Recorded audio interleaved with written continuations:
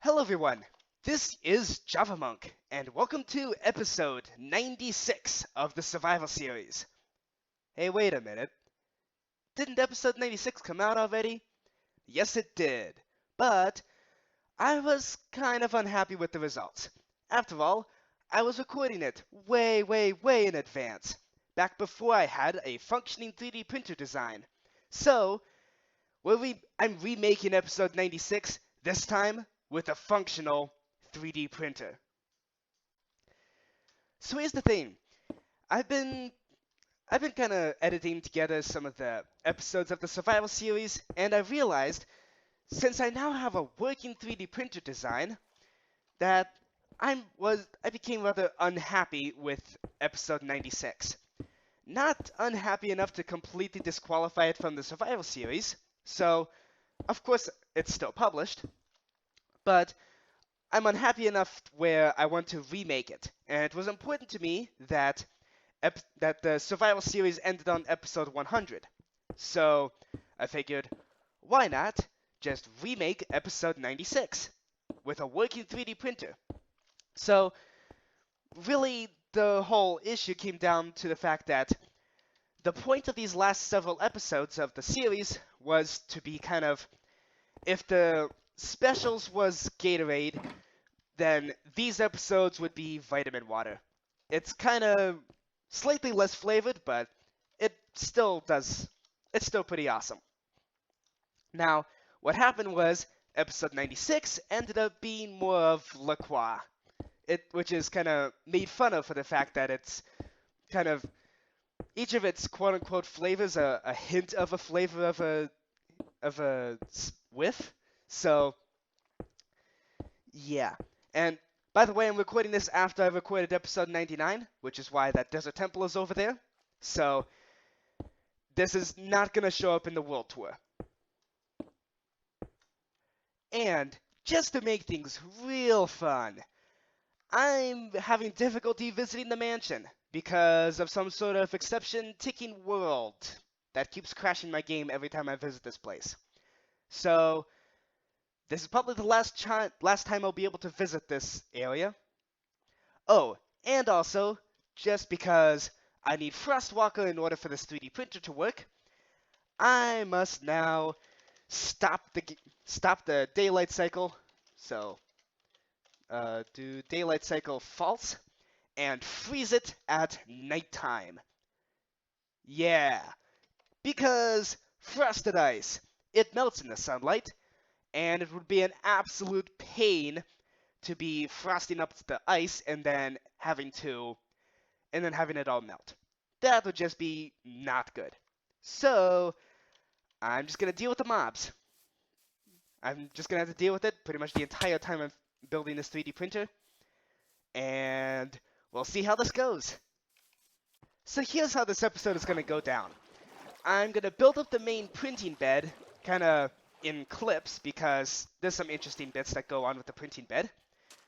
And I'm actually going to show on camera the whole programming process. Here's all the gray stained glass panes I need to make the program, plus all the dies, plus some extra dies, and I gathered enough player heads / shulker boxes to make everything work. Plus, here's all the gravel, and here's all the concrete powder I need. So, based on this, if you watched my video about 3D printers and my newest design of a 3D printer, you probably know what I'm about to print. But if you haven't, this will come as a surprise. Either way, it's a nice small print. The actual printing process is just going to take 1 hour. That's it. As for the building process, well, that's what this episode's about. Getting shot off the printing bed. One thing I do need to test is light level. You see, on the left here you can see that we have 15 light level for the sky and light level of 4 for the block. Now, frosted ice melts at a light level of 11. So what I'm wondering is, does that also include skylight level? Let's see here. I'm going to put on my Frostwalker boots and see what happens. So the question is, will it melt? Because these torches are far away enough where they won't produce a light level high enough to actually, whoops, they will not produce a light level high enough to melt the frosted ice directly.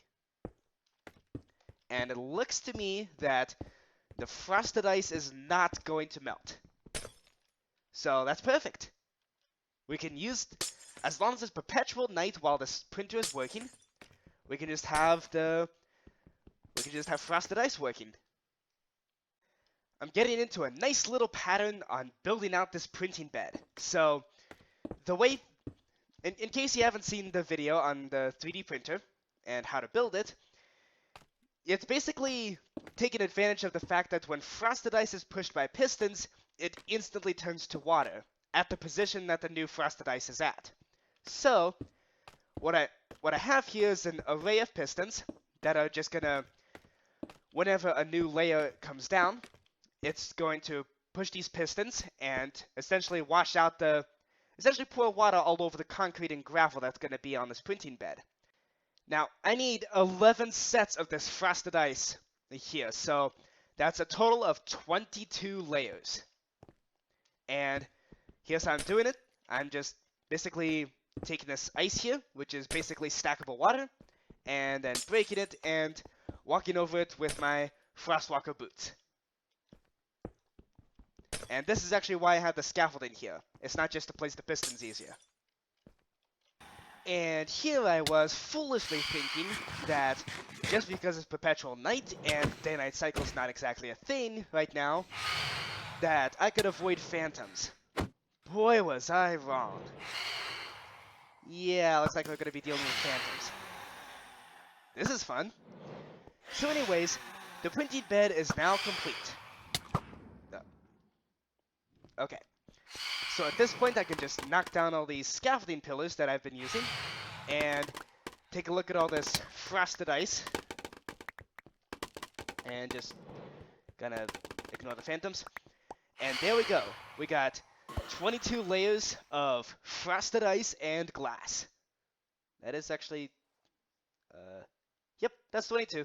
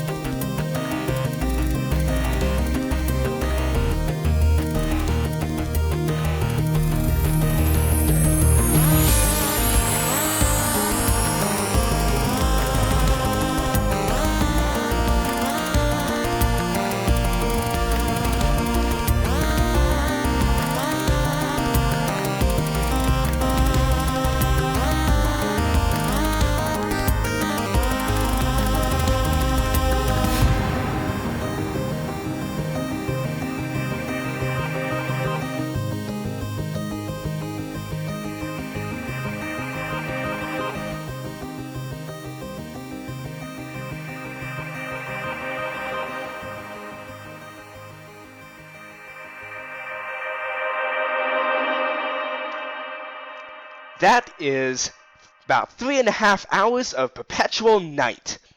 Oh boy, this is fun. So here's all the 3D printing, all the 3D printer that is complete at this point. So all that's left is putting in the very finicky contraptions. The very finicky zero tickers. These are really the things that make the 3D printer actually work. So in the video about 3D printing, this is the part that often fails.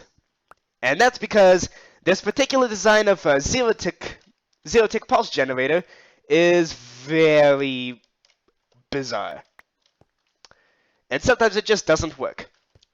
Actually, let me get some night vision potions. There we go. Perfect. So the way this works is you have something with the comparator, and here's a book I wrote about all the different things that really, really badly messed up in this world. So, there you go. So yeah, I'm just gonna put this this is the first time using a lectern, by the way. So I can put the book into this lectern and just do it like that. And now what should happen is, hold on, let me place the normal piston here. I just gotta find a way to sneak this piston in here. This is not gonna be easy. What tool to use to break lecterns? I think it's wood. Okay, and place a piston there. And now, there's a chance that this might not work. Yep, it did not work. Okay, let's try a different approach. Let's see. Another approach we can use is putting this piston on top instead. So, nope, still not working. Okay. I'm gonna figure out a way to get the zero-tick generator working. Maybe this will work. Let's see. Place a piston underneath. Test and see if this works. We should get a zero-tick pulse rather than a shaky piston. Okay, this works. And now we have a new problem, because this repeater is supposed to end up hooking up to this comparator and basically update it, except it's going to be rather difficult to snake the redstone around and actually do that. Oh boy, this will be fun. There we go.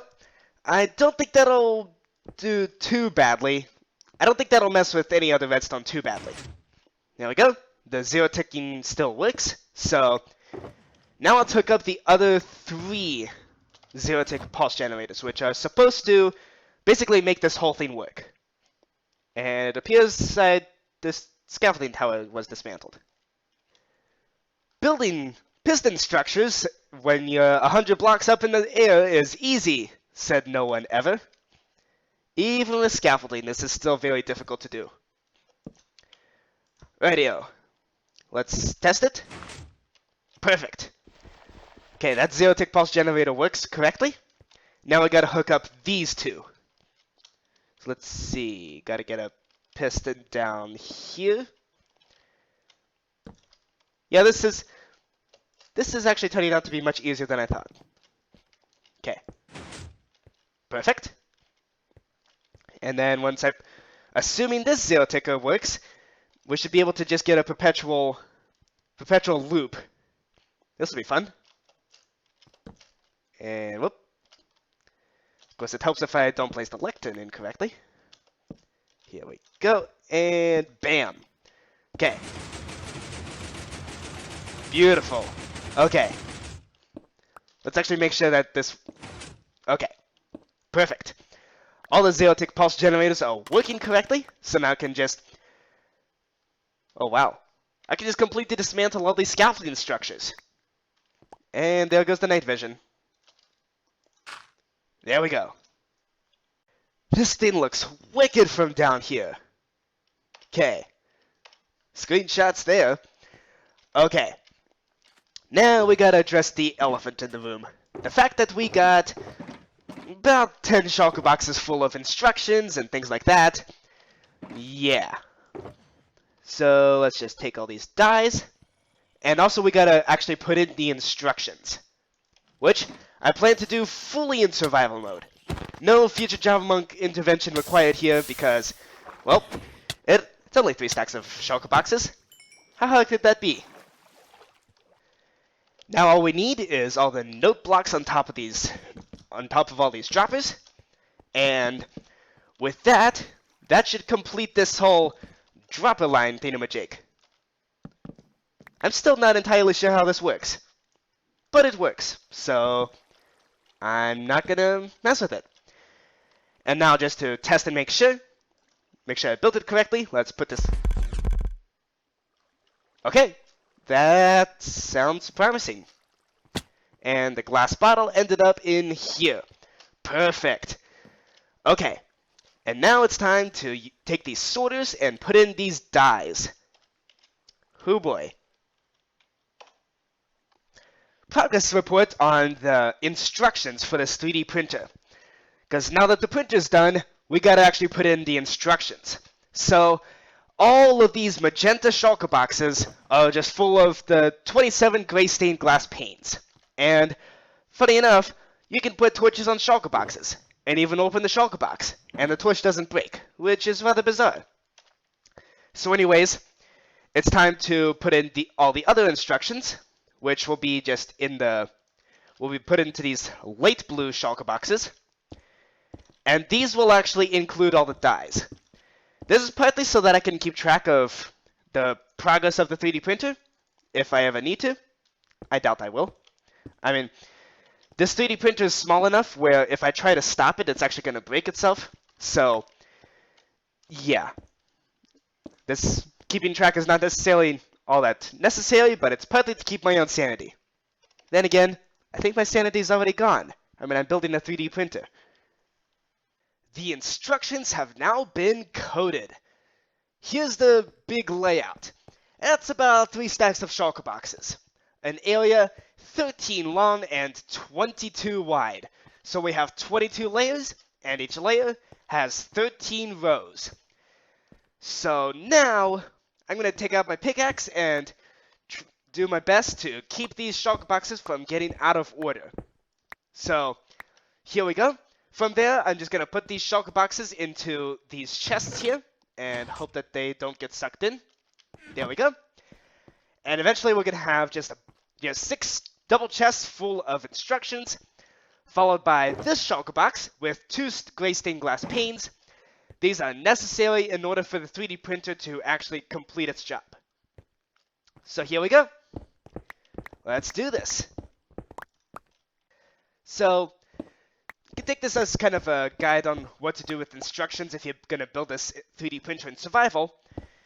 I have these magenta shulker boxes that are just completely blank. There's no instructions inside them, which means I can just break them willy-nilly. Now, the light blue ones actually do have instructions, and those do have a specific order. So, basically, you can just break all the blank shulker boxes, and then make sure to pick up each individual shulker box before you break the next one. This way they don't get rearranged. And then just continue breaking up the other blank ones. This should be nice and quick. It's actually not been very difficult. And there we go. All the instructions are loaded in.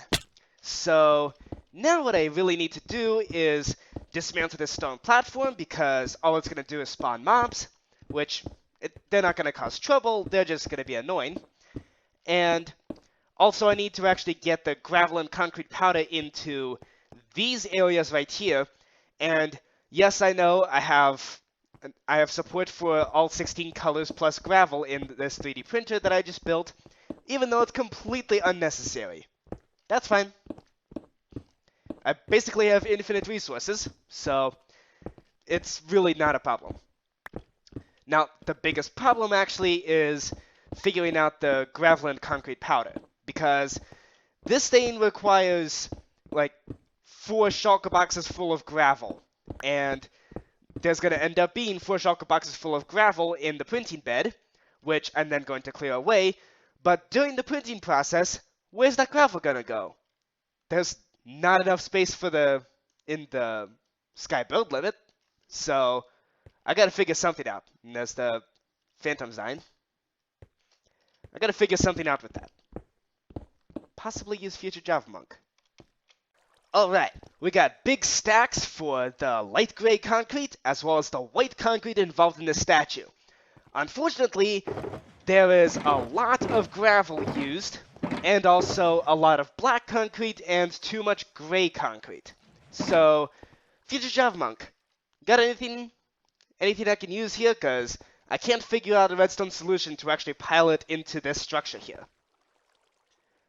Well, I can use my blocks to item converter. That sounds reasonable. Yeah, that's a pretty easy setup. Those are all the items you need? Indeed. Okay, I'll get these ready. Okay, while future Javamonk is setting that up, I'm just gonna take down this beacon, and also take down all the scaffolding that's currently covering the printing bed. And I put in a small storage system there because I don't need the integrating whatever it is that future Javamonk was using in episode 42. I'm not using enough gravel or concrete powder or anything like that to actually need that. It's an integrating parabolic to Wi-Fi converter. Okay, whatever that means.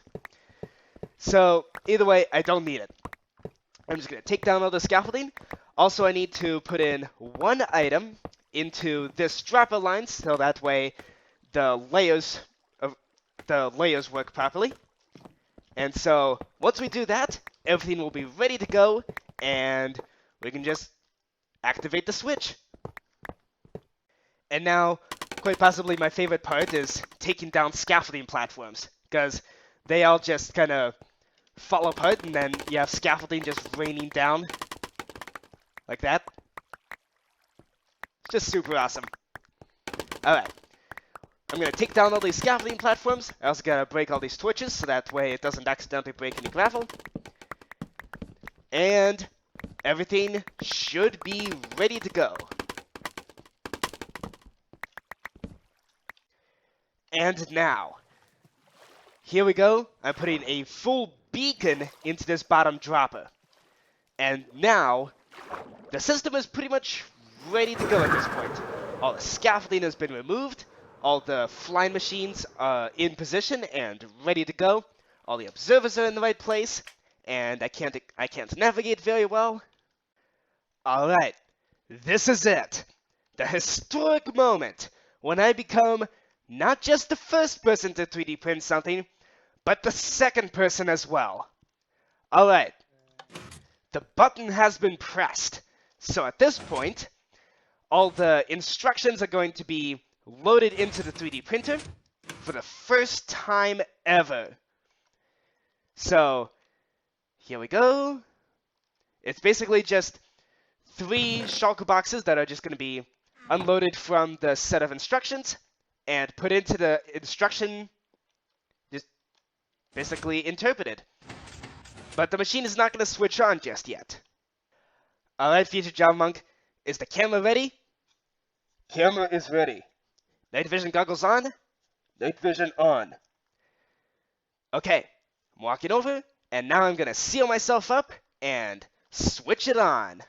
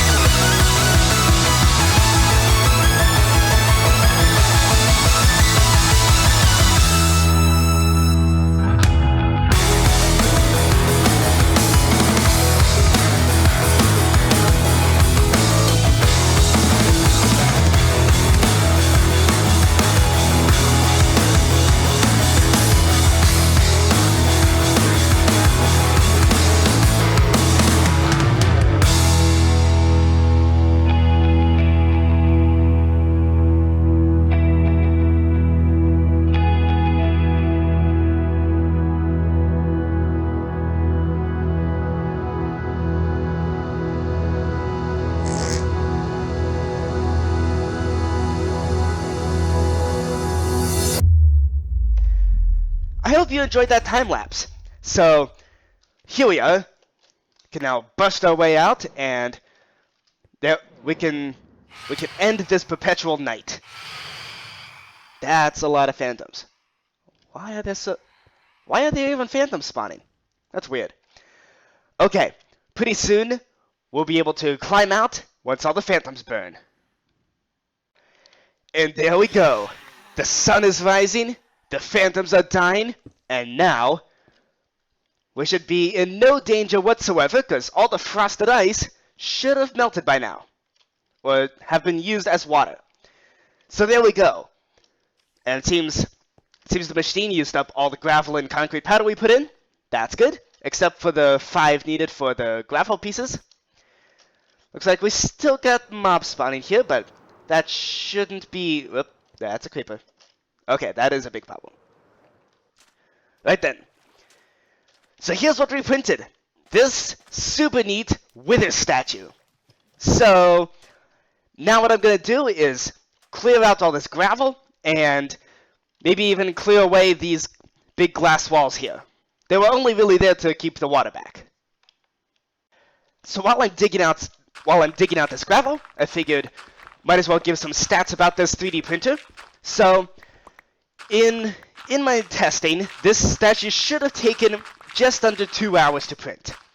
Thing is, this world is extremely laggy, and turns out even the fastest Minecraft 3D printer in the world is no match for lag. This thing took about 4 hours to print. Yeah. But otherwise, it worked out pretty well.